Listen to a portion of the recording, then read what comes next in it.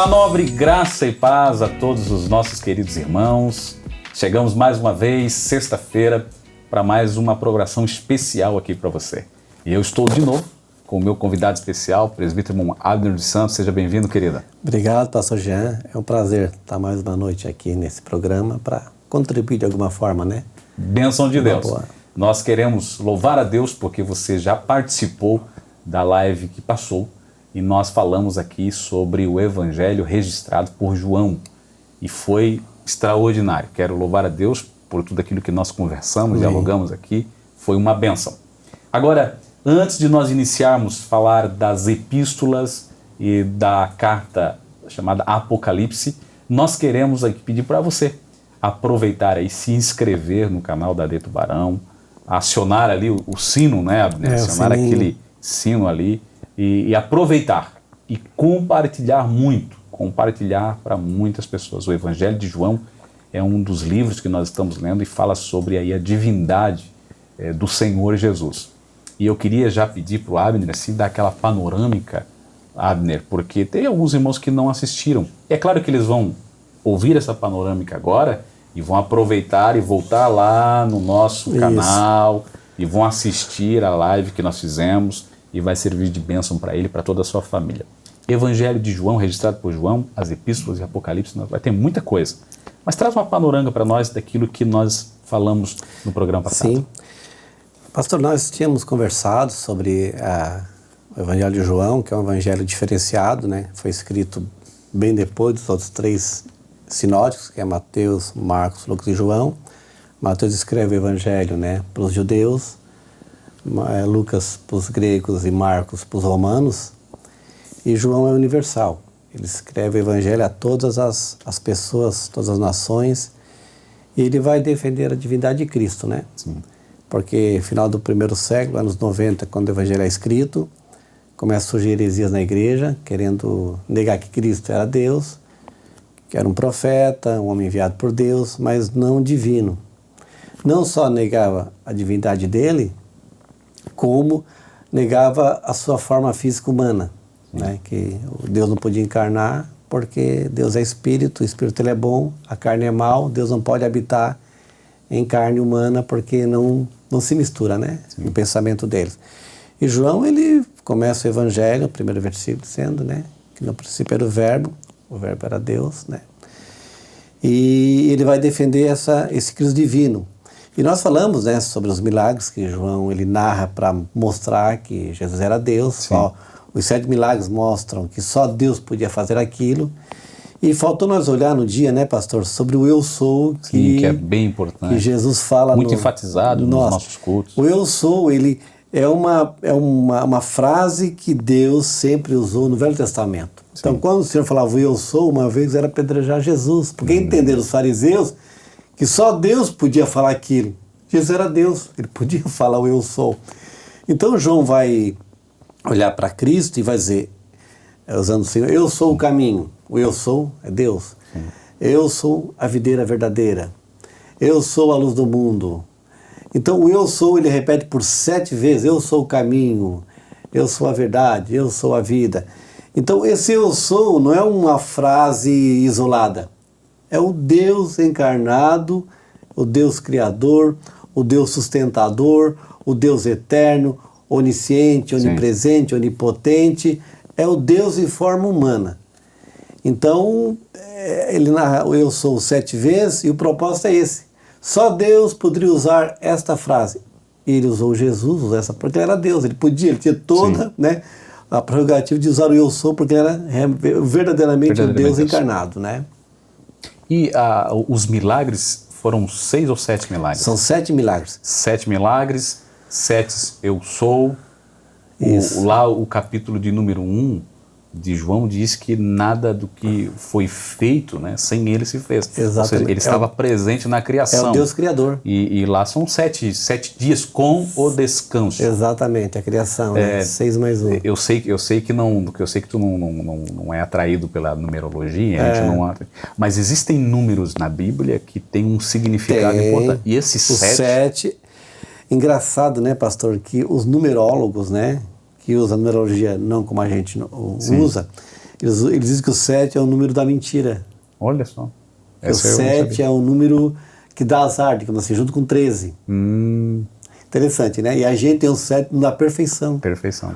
Né? 7 dias da criação, né? Os 7 Espíritos de Deus, né? Então, para nós, algo o 7 pleno, é um né? significativo pleno.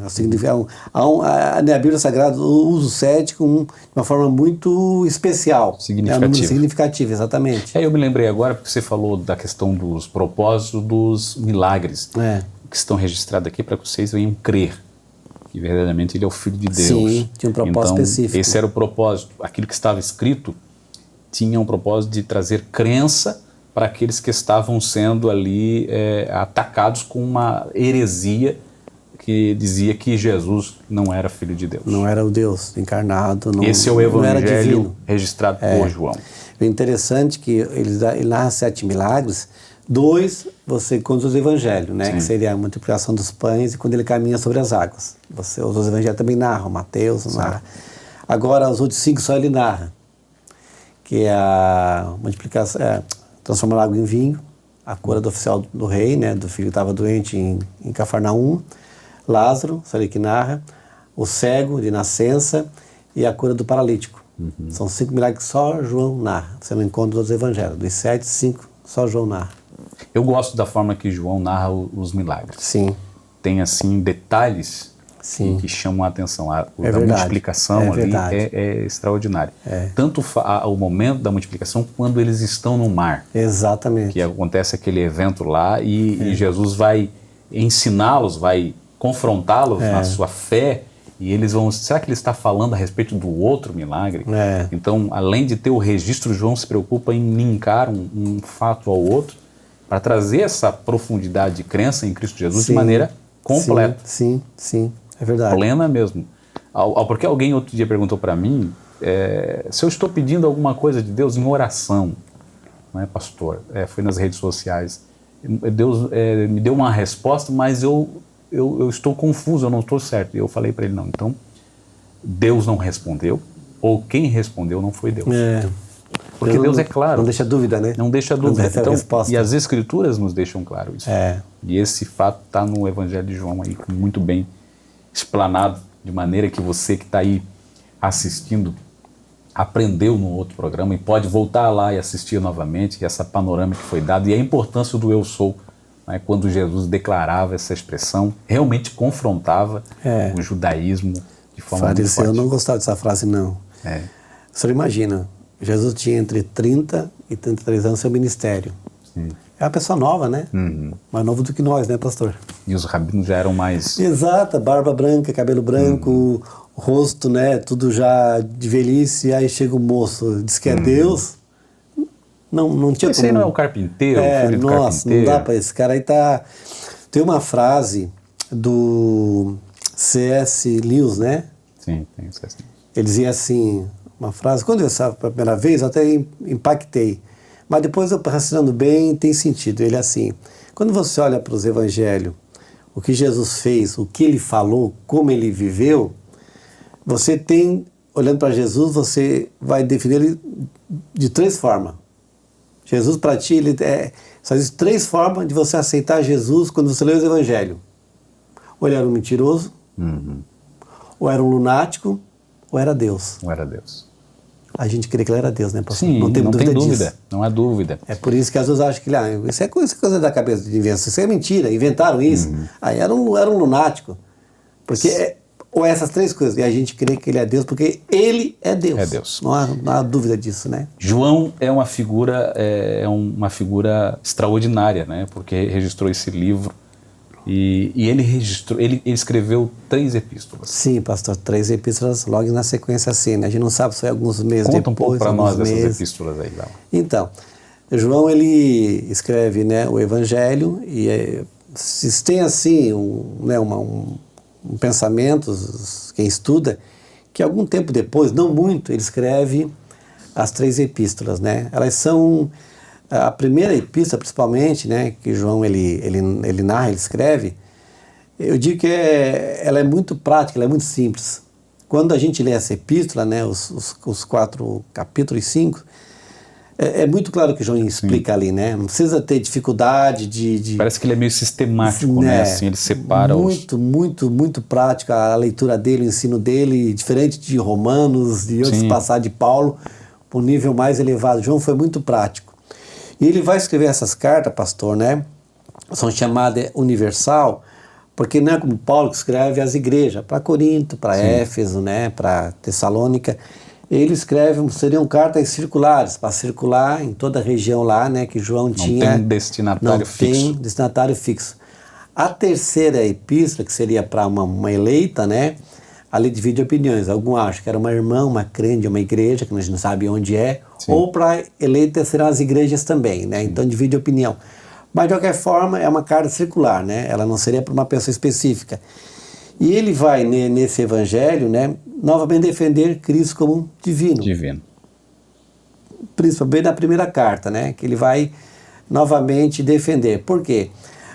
O evangelho, ele vai falar da pessoa de Cristo, defendendo o Cristo divino, e nas cartas, ele vai abordar esse assunto na primeira carta também, defendendo, né, a igreja de uma heresia que continuava na época. O seu evangelho, né, não resolveu. Sim. Ele alertou a igreja ficou atenta, né, sobre esse problema na época e hoje também.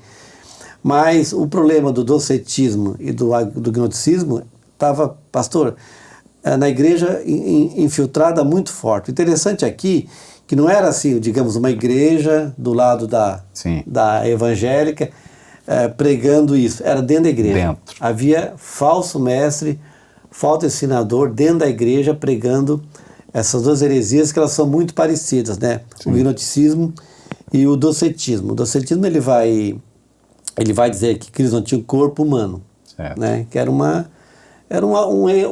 holograma, digamos assim, né? Um corpo espiritual. E quando João vai começar a sua carta, olha só como ele narra aí, pastor. Vamos ler aí. Olha só que sacada, né? Que como João foi aqui preciso quando ele começa a carta. Ele diz assim, ó: proclamamos a vocês aquele que existia desde o princípio, um Deus eterno. Aquele que ouvimos e vimos com nossos próprios olhos. Eu andei com ele. Eu vi e ouvi ele. E aí ele dá essa frase que é enigmática. E tocamos com nossas próprias mãos. Você não toca um espírito, você não toca um holograma. O nós aqui é ele, os apóstolos que vieram com ele, os discípulos, né, que havia um grupo grande que seguia Jesus Cristo. Então, você não toca um corpo espiritual. Quando eu digo que eu toquei Jesus, ele tinha corpo humano, um corpo físico. Então já começa no primeiro versículo tratando do assunto. Não, Jesus tinha corpo humano. Não era um espírito, não era um holograma, né? E as né? nossas mãos apalparam com respeito ao verbo da vida. Exatamente. Ele traz a teologia. A teologia. Né? A teologia. Isso é um tratado teológico num versículo só. Espírito humano e teologia de Cristo, o verbo da vida. Você vê aqui, nesse versículo, quando ele fala desde o princípio, ele é eterno. Mostra um Deus eterno. Né? Ouvimos e vimos com seus próprios olhos. Tudo que ele pregou é doutrina, é ensino, é vida. É vida para a nossa vida e é vida para vocês. Tanto é que o Evangelho vai, né, falar da vida de Cristo, que é doutrina para a nossa igreja, para nossas vidas hoje, né? Tudo que o Evangelho nos traz. Então ele vai combater essa heresia, né? E ele vai tratar, além do combate à heresia, ele vai mostrar a verdadeira fé em Cristo, que a igreja precisa ter. Ele vai narrar nessa carta, a gente podemos olhar bem rapidinho também. E uma vida de santidade. Como é que eu faço para ser santo? Nessa carta ele vai mostrar o que o crente precisa viver, praticar, sentir para ter uma vida de santidade. E ele também vai falar aqui, né, certeza de salvação. Porque tem crente, pastor, que acha que não é salvo. Tem crente que ele acha que se hoje ele cometeu alguma falha, Deus já não olha mais para ele está perdido, o inimigo ele vai trabalhar na mente, mas tu fez isso. Ele ainda está firmado numa índole para se salvar, no sentido de que a salvação depende dele. Né? Depende se eu ando certinho, eu estou salvo, e se eu errar, eu já perdi a salvação. Então Jesus vier hoje, a motivação de andar certo para ele é equivocada. Exatamente. Por que andar certo? Eu penso assim, pastor, que claro que o crente, ele vive em santidade, mas nós somos falhos, né? E João vai tratar isso nessa carta também, sobre o pecado, né? Então, o que acontece é que, pastor, Deus ele vai trabalhar na nossa vida o pecado de 3 formas, né? Sobre o pecado. A primeira forma que Deus trabalha é quando ele nos livra da culpa do pecado. Certo. Que é a justificação. Nós herdamos o pecado de Adão, nós herdamos esse pecado, o homem nasce em pecado, ninguém nasce inocente. Então, através de Cristo, eu sou justificado. Então, Deus trata a culpa do pecado através da justificação. Então, a culpa do pecado você não leva mais. Certo. Pecado herdado, o senhor não tem mais. Certo. Quando você aceitou Cristo, você foi justificado. Deus olha para mim e vê Jesus. Eu sou justificado através de Cristo. Então a culpa do pecado ninguém mais leva. Mas tem o outro problema, que é, vivendo nessa vida, né, o pecado continua querendo sempre, né, nos seduzir. aflorar. O que acontece? Aí é o que ele chama, que ele me livra do poder do pecado, que é a santificação. A minha vida de santificação me leva a eu lutar contra o pecado. E a santificação dura quanto? A vida inteira, pastor. A santificação é um processo, você nunca é santo totalmente. É uma luta do dia que você aceita Cristo até quando você morre ou houver arrebatamento. Então, essa luta contra o pecado, ela é diária e dura a vida inteira. A santificação é um processo que dura a vida inteira. Sim, e deixa eu só abrir um parênteses aqui nessa questão. Eu sei que nós já estamos tratando aqui da primeira epístola. Isso. O que tem dentro dela, quais são as doutrinas. E essa palavra santificação existe, e processo de santificação. Sim. Esse processo de santificação, muitas pessoas pensam que é ela que estabelece na sua vida, é ela que executa na sua vida, é ela que processa na sua vida. Não vai funcionar, pastor. Aí que mora o grande dilema das Exatamente. pessoas. Pequei, perdi salvação. Estou salvo ou não estou? Eu errei. Aproveita esse momento, dá uma explicada para. Deixa eu tentar clarear. Então Deus me livra do poder do pecado pela santificação, que é um processo que dura a vida inteira. Certo. Agora, me livrar da presença do pecado é só na glorificação. É futura. Sim. Então a presença do pecado acontece quando o crente morre, vai receber um corpo glorioso no arrebatamento, ou se estiver vivo, está no arrebatamento. Então o Senhor trata a culpa do pecado, o poder do pecado e a presença do pecado. Certo. Então o pecado quem trata é Deus na nossa vida. Deus. O homem não pode tratar isso, ele não tem poder para isso. Só Deus tem poder para tirar a culpa, tirar o poder e mais na frente tirar toda, né, a influência. Aí certo. O pecado ele é extirpado. Então veja assim aqui, pastor. O versículo 8 e 10, olha o que João diz aqui sobre o pecado. Se afirmamos que não temos pecados, enganamos a nós mesmos e não vivemos a verdade. Mas confessamos nosso pecado, ele é fiel e justo para perdoar nossos pecados e nos purificar de toda a injustiça. Se afirmamos que não pecamos, chamamos Deus de mentiroso e mostramos que não há em nós lugar para a sua palavra. Mas crente não peca? Como é que vamos definir isso aqui? O que João quer dizer aqui, né, quando ele fala que se dissermos que não pecamos, nos enganamos, é que crente não vive na prática do pecado. Ou seja, o pecado na vida do cristão não é uma prática, é acidente de percurso. É quase que o significado exato da palavra, errar o alvo mesmo. Exatamente. O propósito até é bom, mas o alvo não é bom. Eu uso um exemplo assim, pastor, que eu acho que é pertinente, né? Vamos supor que o senhor vai viajar para São Paulo, o senhor vai no seu carro, eu vou no meu carro para São Paulo. A distância é 1.000 quilômetros de quilômetros, né? Mais ou menos daqui a São Paulo. O senhor vai pela BR-101, que é uma pista de asfalto, duplicada, segura. O senhor vai fazer a viagem em 10 horas mais ou menos. O senhor sai daqui de Tubarão e chega em São Paulo daqui a 12 horas, e o senhor furou o pneu uma vez. O senhor queria furar o pneu? Não. Acidente de percurso. Porque o senhor foi no caminho correto, mas que leva lá, e na viagem o senhor furou o pneu porque aconteceu. É acidente de percurso. Aí eu pego o meu carro e vou pegando atalho pelo mato. Eu saio ali em Maruí, em Floripa eu pego lá ali, saio. Eu faço a viagem mais demorada e vou por caminhos que não é o correto. Eu me desvio do caminho. Furo o pneu 10 vezes, pastor. Não foi negligência? A sua viagem ela foi segura O senhor furou o pneu porque foi um acidente de percurso. Certo. Eu furei o pneu 10 vezes porque eu procurei. O caminho que eu andei, pastor, me levou a furar o pneu 10 vezes. Sim. Foi negligência. Então o pecado no credo não é uma prática. Porque não vive em pecado, ele não vive pecando, ele vive santificando. Mas nessa caminhada... Acontece. É isso que Paulo fala. João, né? Se digo que não tenho pecado, eu me engano. Eu não estou na verdade, porque eu posso, na caminhada de fé, cometer um deslize. Sim. Mas, pastor, isso é interessante. Você não perde a salvação quando você comete um deslize, você continua salvo. Porque eu não consigo entender uma ideia de que Deus está no céu lá. O Jean errou hoje, vou apagar. Não existe isso. Sim. Não, tá apagado. Se morrer, não, porque a salvação não é no mérito meu, no mérito de Cristo. Uhum. O mérito é dele, não é meu. Deus sabe que a minha fraqueza, eu cometi deslize, mas que eu à noite ou no culto eu vou pedir perdão, eu vou chorar, e isso acontece com a gente, né, pastor? Claro. Você sabe que você errou, claro. O Espírito Santo já te acusou. E você, então, se eu faço uma coisa errada hoje, de repente, a pessoa tem um acidente e ela morre, eu não quero perder a salvação, porque não conseguiu chegar no culto à noite e orar. Porque a salvação não está no mérito dela, no mérito de Cristo. Então, ele vai tratar aqui, João, de que quando fala que nós não temos pecado, é que a nossa natureza pecaminosa, ela vai nos afrontar a caminhada de fé inteira. Então a gente pode, né? Não existe, só que não pecou foi o Senhor Jesus Cristo. Sim. Né? Então o pecar na vida do crente não é uma prática. Se acontecer, foi um deslize, conserta e segue. Lembrando que essa falha, né?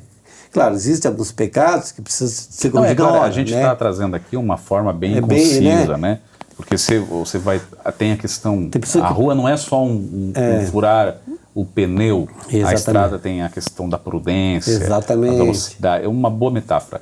A prudência para a velocidade, a sinalização. Tem uma série de coisas. Tem a regra da rodovia. Isso. Que podem ser transgressões, podem ter fraquezas, podem ter ali momentos de... Exatamente. O que importa é que você confessa, como eu vi aqui o texto dizendo, né? Porque se todavia alguém pecar, temos um advogado junto ao Pai, Jesus Cristo justo, e Ele é a propiciação pelos nossos pecados, e não somente pelos nossos próprios, mas ainda pelos do mundo inteiro. Isso acontece, pastor, na minha visão, quando o senhor e eu erramos, né, que o acusador quer nos acusar, que Jesus fala, eu já paguei. Está pago. Está pago.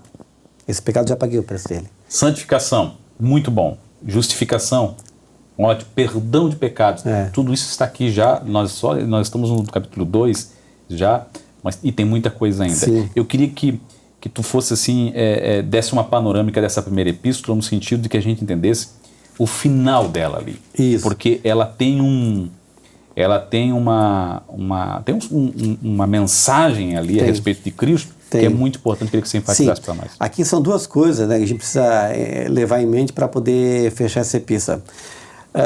Em 2,19, 1 João 2,19, João diz o seguinte ali, que ele está combatendo o ensino do docetismo e do gnosticismo da igreja. Olha só o que ele falei.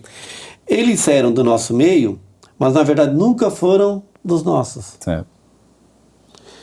Do contrário, teriam permanecido conosco. Quando saíram, mostraram que não eram dos nossos. E ele completa ali no 23, dizendo que quem nega o filho não tem o pai.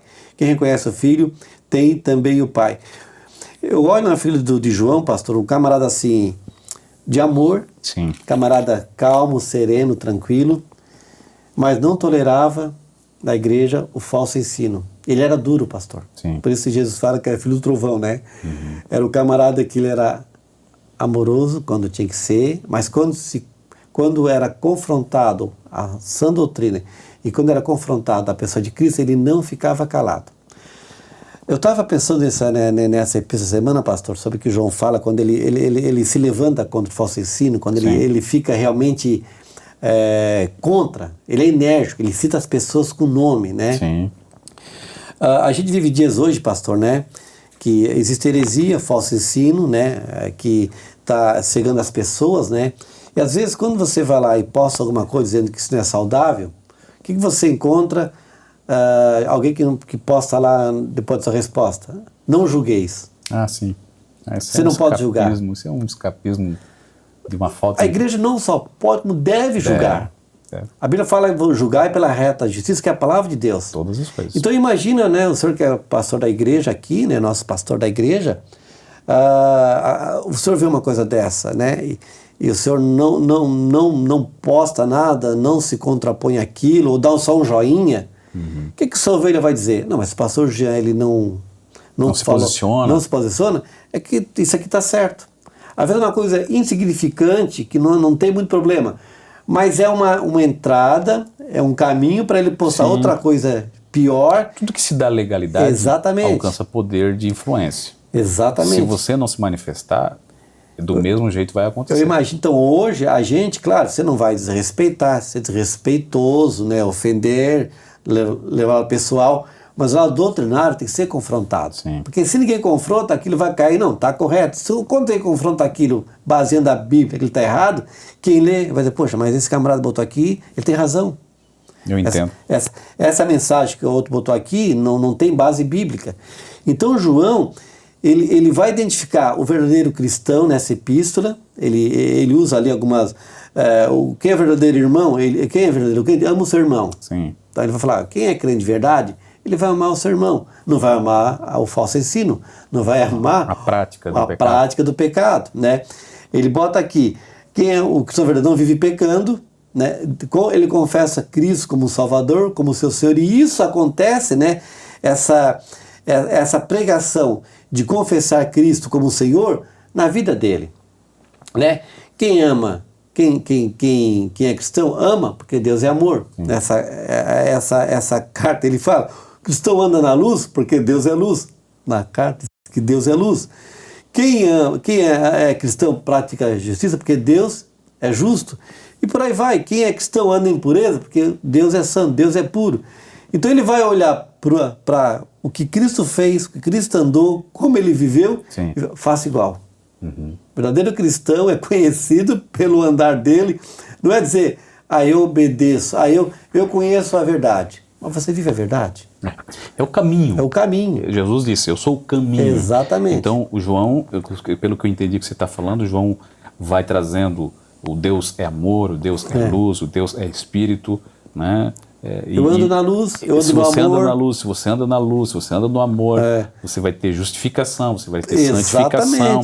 Você está no caminho. Exatamente. Porque o caminho é Jesus, é o verbo da vida.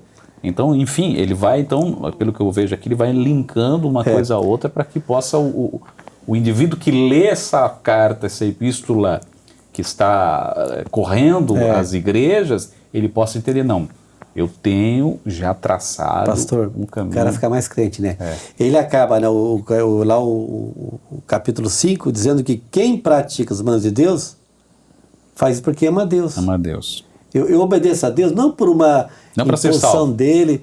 Não, João que disse que Deus nos amou primeiro. Então, o que eu faço de obediência, eu faço com prazer, né? Deleite, porque gratidão. Eu acho que interessante que quando o Senhor Jesus ele ensinou aqui no seu ministério terreno, os fariseus botavam no povo uma carga que o povo não podia levar, e nem o próprio fariseu levava aquela carga, que era tanta coisa no lombo do povo. E o Senhor Jesus, o meu fardo é leve, o meu jugo é suave. Então, o homem sem Cristo, ele é escravizado. Com Cristo, ele é livre. É totalmente ao contrário do que se diz.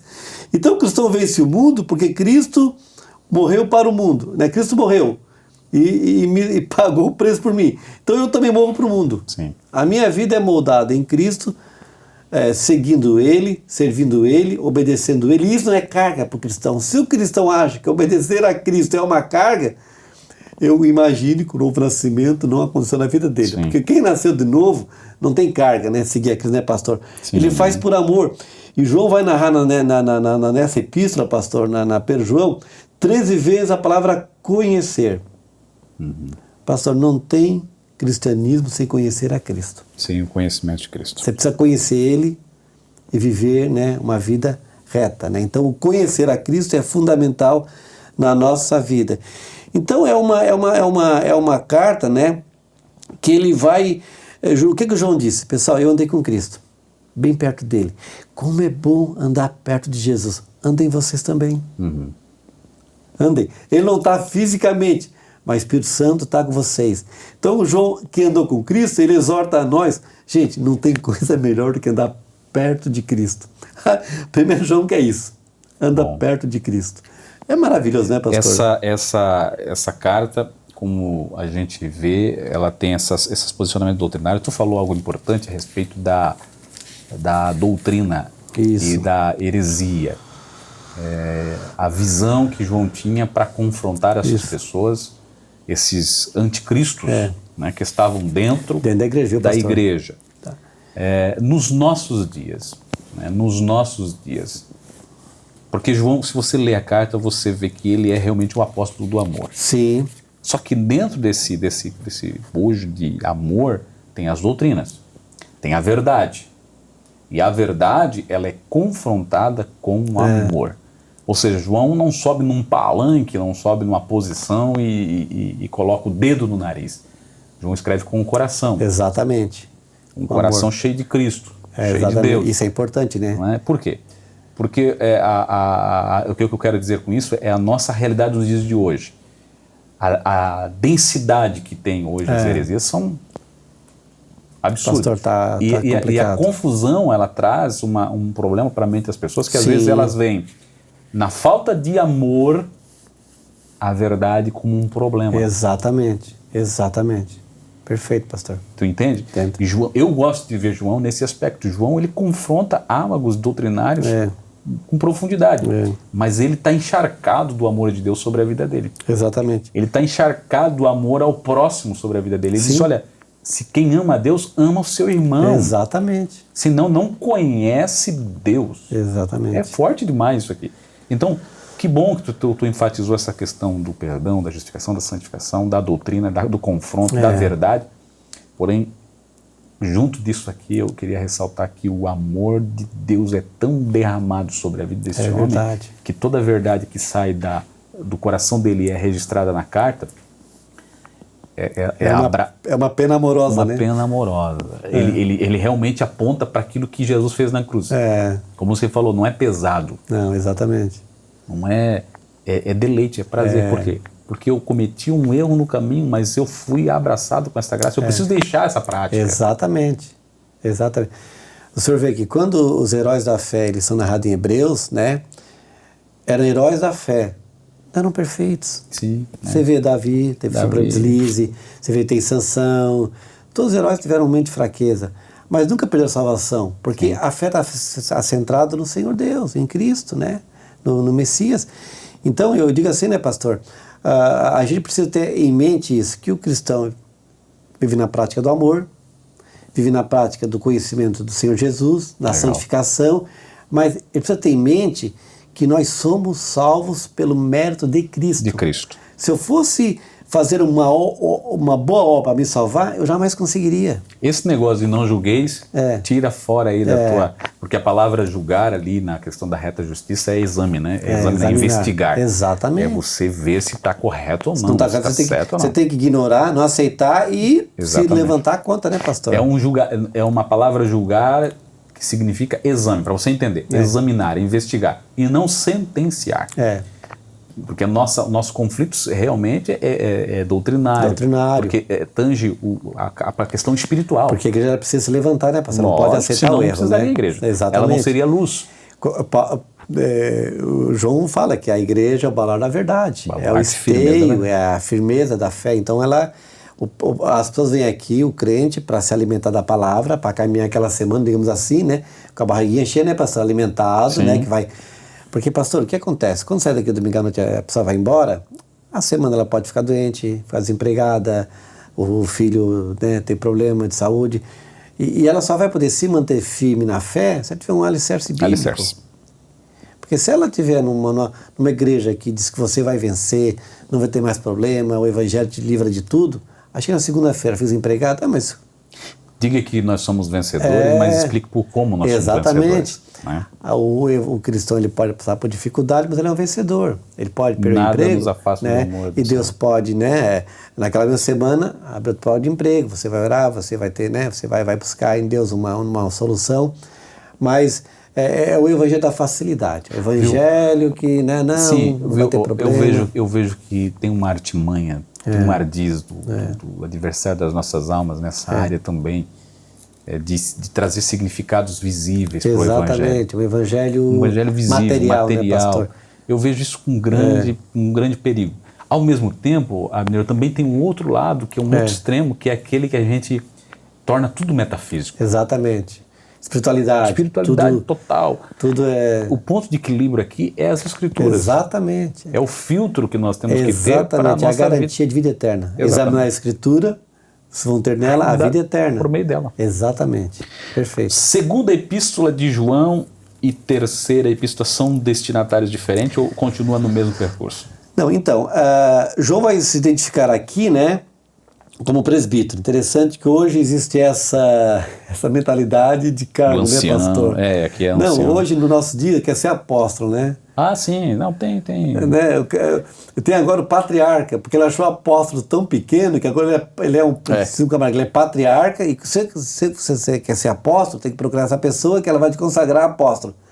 E aí, João aqui, eu sou um presbítero. Sim. Olha a humildade do camarada, porque naquela época o presbítero era o ensinador.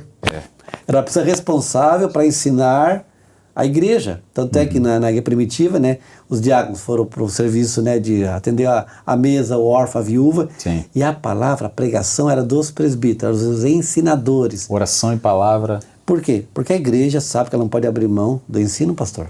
Quando ela abre mão do ensino, os problemas, né, elas vêm. E a Assembleia, eu estou na Assembleia, eu nasci no berço assembleiano, eu louvo a Deus, pastor, pela nossa igreja, pelos nossos líderes, né? Hoje temos vocês aqui em Tubarão, que chegaram, né, há 3 anos, e pregam a verdade. Sim. E estamos caminhando, firmados na palavra. Uma igreja sadia. Os que passaram aqui também nos ensinaram isso. Claro.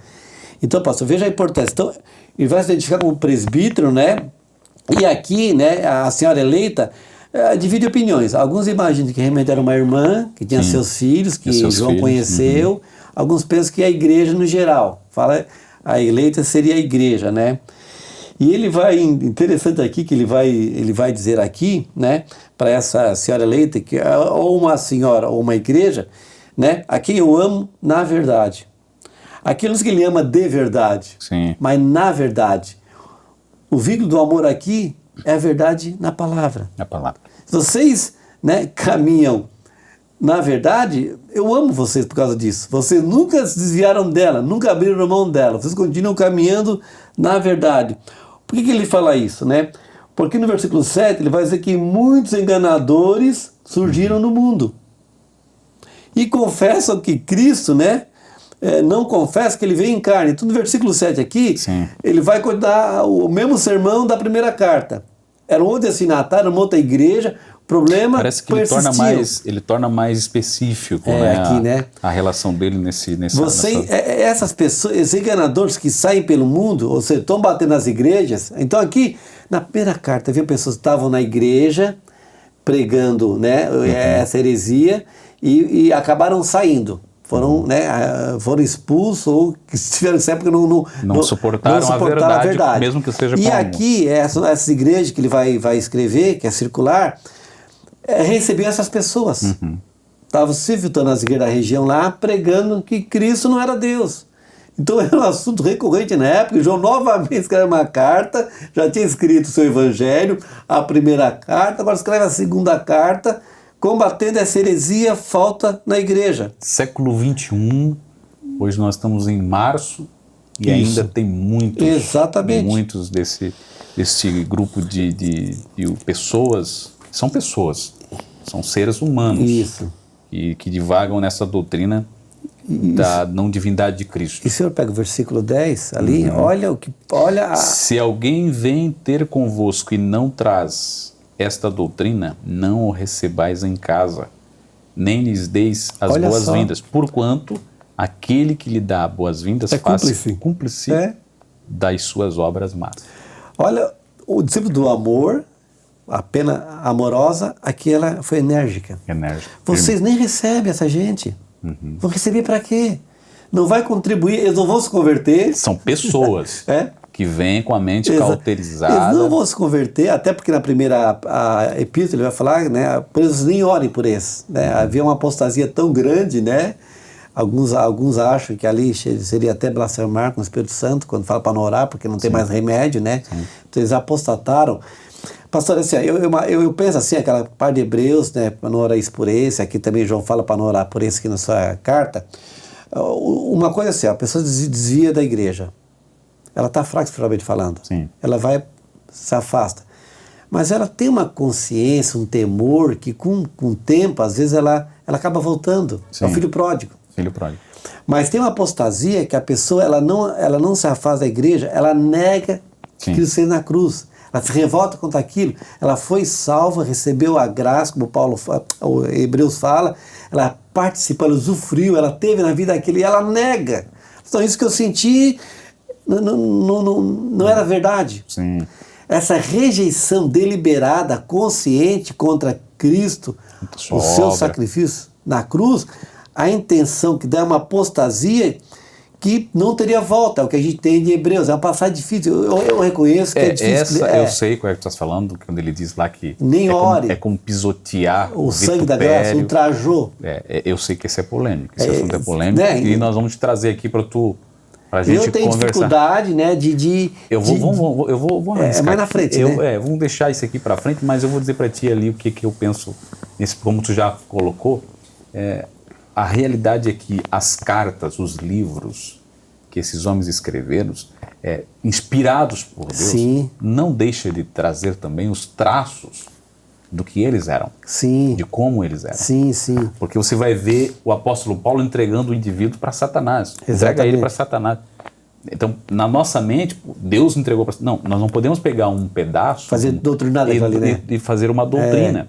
Assim é o que João fala, assim é o que o escritor aos Hebreus fala. Tem muitas partes que são claramente registros das escrituras que foram sopradas e estão ali como doutrina. Né? Isso. Mas tem que entender o contexto, né, pastor? Só que você precisa entender o contexto para que... Então, mas quando Paulo fala para entregar para Satanás, eu entendo ali que é texto, está na igreja, no pecado, não vai se arrumar nunca.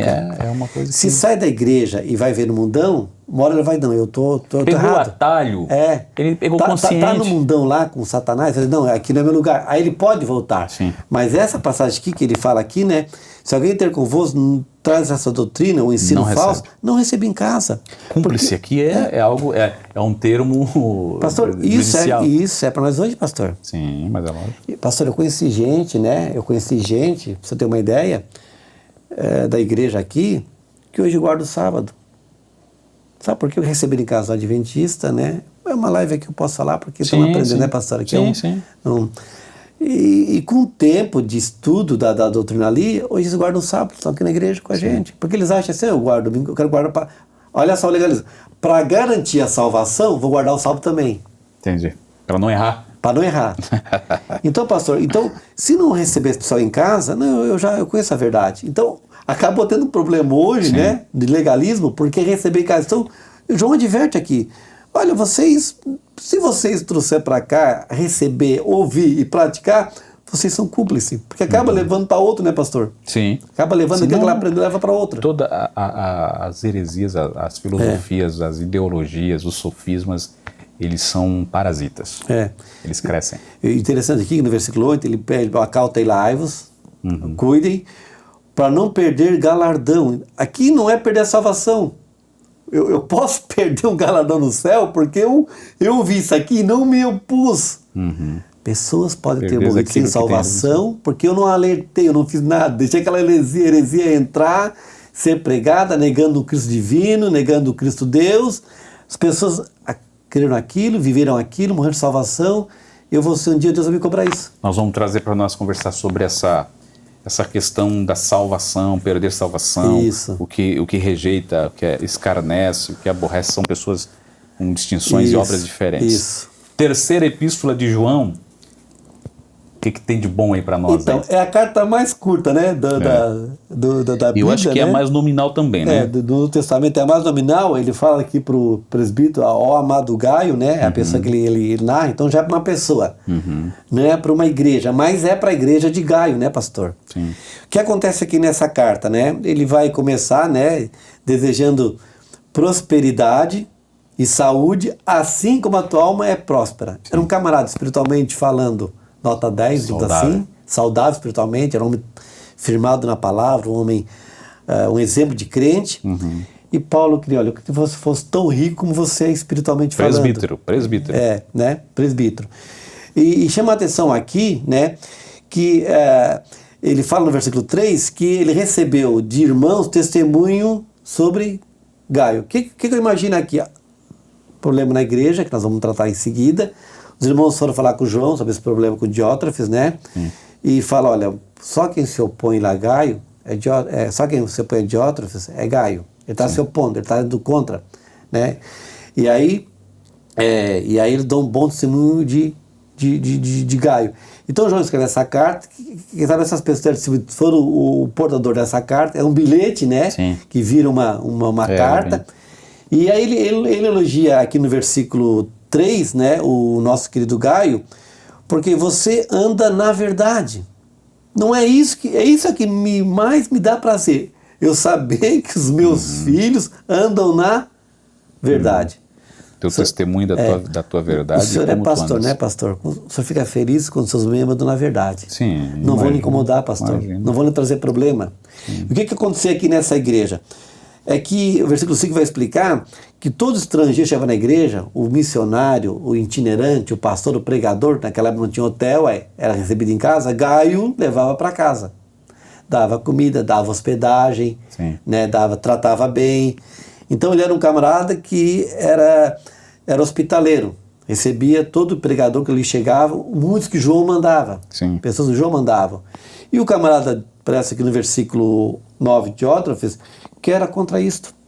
Ele queria mandar na igreja, não receber pregador itinerante, não queria que os irmãos recebessem, condenava e recebesse. O único que tinha que peitava ele, digamos assim, era Gaio. Não, na minha casa vão ficar os pregadores. Olha só. Então, se Gaio não recebe esse pessoal, não tinha onde ficar, o que comer, o que fazer, nem fazer a obra. Porque naquela época as igrejas eram em casas. Sim, claro. Então, né, ia para o evangelho de casa em casa, anunciando o evangelho de Cristo. Então era um trabalho itinerante importante do pregador que ali chegava. Não havia salário, não havia uma convenção para dar um sustento, não havia caixa missionária. Então, se ninguém na cidade recebesse eles e desse uma acolhida, uma alimentação, um lugar para dormir, ia ficar na rua, sem comer e sem lugar para dormir. Então, esse camarada aqui, Diótrefes, que aparece no versículo 9, era contra isso, de receber um pregador, um itinerante, um missionário. Não recebia e proibia que o recebesse. Não nos dá acolhida. Exatamente. Não recebia. O que Paulo diz assim, né? O que João fala aqui no versículo 10, né?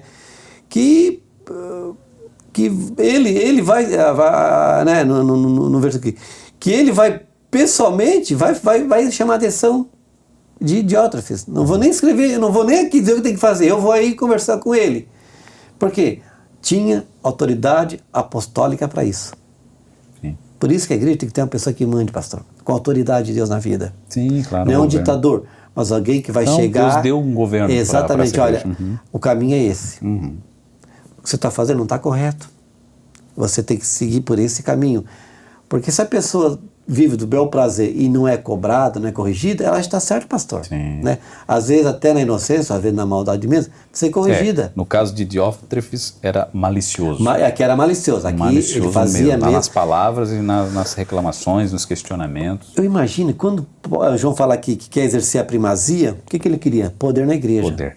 Vai que chega um pregador. É aquele indivíduo que não se submete porque quer o lugar. Você imagina se chega um camarada aqui que pregue bem, melhor do que eu, e monta uma igreja aqui, leva a galera e me deixa sozinho. Então era meio que ciumeiro, né, pastor? Ciumeiro. E aqui João fala que vai confrontar ele, vai conversar com ele, vai chamar a atenção, tinha essa autoridade apostólica para fazer isso, aí ele acaba a carta elogiando Demétrio. Ele começa elogiando Gaio, critica Diótrefes, e depois elogia Demétrio, que era um camarada, eu imagino mais novo, porque ele vai dirigir a Gaio, deveria ser o mais velho, né, digamos assim, de idade, de ministério, e Demétrio podia ser um rapaz mais novo na igreja, que tinha bom testemunho também, né? Era tão da linha de Gaio, hospitaleiro, verdadeiro. Né? Verdadeiro. Então, é uma carta interessante. Menciona 3 nomes, 2 positivos, e 1 negativo. Então João tinha essa ideia, pastor, de corrigir o erro. Eu vou corrigir porque tem que ser corrigido, porque se não corrigir vai dar problema.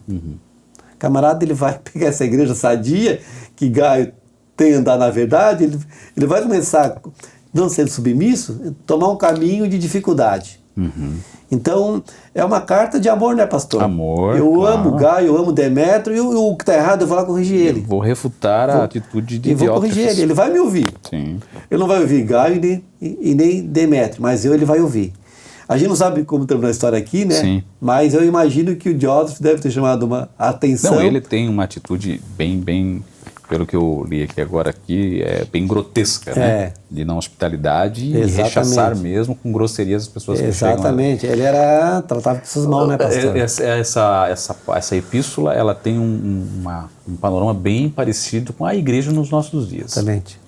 Essa questão de quem receber, por que receber, para que receber. Não recebeu o herege na carta 2, mas na carta 3, a pessoa que prega o evangelho... Ser seletivo, né, no que recebe. E não, pastor, hoje a igreja, quem tem que olhar essa carta aqui, aprender o que é a igreja nos nossos dias? Você não vai receber na sua casa, de repente, um pastor, um missionário, né? Porque hoje tem hotel. Não, hoje tem outra estrutura. Eu acho que o povo de Deus é sábio o suficiente para entender que hoje os tempos, as estruturas são outras. Mas né? como é que você recebe um missionário? Contribuindo, pastor. Mas o amor, a oferta, o cuidado, são sinais de uma igreja hospitaleira. Então hoje a igreja, quando ela contribui para missões, ela está sendo hospitaleira. Sim. Porque o recurso da missão, você manda para o missionário, para ele sustentar. Quando vê um missionário tubarão, para ficar num lugar de hospedagem, num hotel, aí que a gente tem recursos para isso. Então hoje, você não recebe em casa missionário porque não precisa, né? Hoje a gente tem estrutura para fazer isso. Então, a igreja, então, ela é ensinada a receber abençoando, contribuindo, orando, né, pastor? Então, é uma carta muito atual, né, pastor? Muito essa atual, carta, né? muito atual. Fala de hospitalidade, né? Com a tua palavra, eu admirei já alguns detalhes a hospitalidade desta pessoa aqui chamada Diótrefes, assim como de Gaio e também Demétrio. Uma palavra realmente contextualizada à igreja nos nossos dias. Sim, sim. Ela tem essas pessoas. Nós estamos inseridos no meio de gente que tem várias facetas né, nas suas ações, nas suas relações. E a igreja é essa multiforme reunião de pessoas com pensamentos, com ideias, com interpretações, com convicções. Mas nós precisamos entender que a verdade ela deve prevalecer sobre verdade. tudo. Com amor. Isso. Eu amo na verdade. Mas com verdade. Abner, o nosso time estourou, né? Porque é bom conversar com o Abner sobre a Bíblia. É o nosso coordenador de teologia aqui, é o nosso professor de escola dominical, pregador nos nossos cultos. E eu quero mais uma vez louvar a Deus. Ficou Apocalipse. Ficou, né, pastor? Ficou Apocalipse para o próximo programa. Podemos gravar. Eu quero louvar a Deus por você que esteve conosco, né? Nós vamos estar aqui na terceira parte, porque o tempo nós ficamos nas 3 epístolas, mas foi bom demais. Pastor, essa é a Bíblia profundidade, né? 3 epístolas tão curtas, a gente só deu uma olhada panorâmica e o tempo foi todo, né, pastor? Foi. Então nós vamos agradecer você. Quero louvar a Deus mais uma vez. Pastor, prazer foi meu, pastor. Fiquei muito feliz de estar aqui novamente, né? Louvar a Deus pela sua vida. Você era um amigo, um companheiro de ministério, tem nos dado oportunidade, tem nos dado deixar trabalhar no setor, na teologia, na IBD. O pastor Jean tem aberto porta, tem dado apoio e como é bom trabalhar assim, pastor. Amém. A gente trabalha com vontade para o reino, mas sabendo que a liderança reconhece, nos ajuda, nos apoia. Então eu estou aqui para agradecer, viu, pastor? Amém. A sua vida, pastor José de Bem, estamos aqui para servir, né, pastor? Bênção de Deus. Então ficamos neste momento aqui com estas 3 epístolas e eu quero louvar a Deus por sua vida. Se inscreve aí. Se inscreve, aciona o sino aí e compartilha essa segunda parte do escrito de João. A importância desses escritos para os nossos dias. Hoje nós falamos das 3 epístolas. No próximo programa, Apocalipse. E vai ser uma bênção estar aqui mais uma vez com Abner e eu quero crer que você vai estar conosco. Então fique debaixo da graça e da paz do Senhor Jesus e até a próxima, se assim o Senhor nos permitir. Deus te abençoe.